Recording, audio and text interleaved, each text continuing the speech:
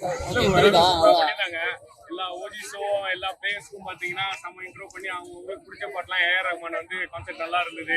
Plus பாத்தீங்கன்னா டீமே வந்து அந்த தோனின்ற ஒரு காந்த சக்தின்ற மாதிரி தான் எல்லாருமே இதுவா இருந்தாங்க. பட் இப்ப சஞ்சு வந்தது இன்னும் இதுவாகி டீமோட பாப்புலாரிட்டில இருந்து ஸ்ட்ரென்த் அதிகமாகி wicket keeping option Dhoni impact player ஆகலாரு நிறைய சொல்லிட்டு இருக்காங்க. பட் ஸ்டில் பாத்தீங்கன்னா இன்னைக்கு வந்து எல்லாருமே என்ஜாய் பண்ணாங்க. டிக்கெட்ஸும் ஆன்லைன்ல தான் வந்துட்டு பெரிய அளவுல அந்த இவங்க சொல்ற மாதிரி பிளாக் அது இது எதுவுமே இல்லை.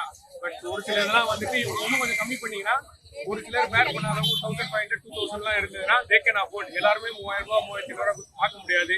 இதே இது அவங்க மேட்சுக்கு ஃபாலோ பண்ணாங்கன்னா for everyone. So hopefully CSK roars. இன்னைக்கு ரோர் ஆயிடுச்சு. hopefully we win the title and give the 6th title to CSK. பெரிய பாய் கான்செப்ட்லாம் எப்படி இருந்துச்சு? எவ்வளவு பெரிய பாய் சம்பவம் பாத்தீங்கன்னா இவ சொல்லுவாங்க இன்னும் தரமா அதை பத்தி பாத்தீங்கன்னா ஸோ ஏஆர்ஆர் கான்செப்டை பொறுத்தவரை பார்த்தீங்கன்னா ஏஆர்ஆர் வந்து சஞ்சுக்கு டெடிகேட் பண்ண விஷயம் ரொம்பவே பர்சனலாக எல்லாருக்கும் ஃபீல் ஆச்சு. நெஞ்சிலே சாங் அதுக்கப்புறம் அன்எக்ஸ்பெக்டடா தோனிக்காக ஆகாயம் 10 பாட்டை டெடிகேட் பண்ணது வந்து டோட்டல் ஃபேன்ஸுமே க்ளோஸ். அது வந்து ரொம்ப ஒரு கூஸ்பம் மொமெண்டா இருந்துச்சு. ரெய்னாக்கு வந்து ஜில்லுன்னு ஒரு காதல் பாட்டு ரொம்ப பிடிக்கும்னு சொல்லி அது போட்டுருந்தது.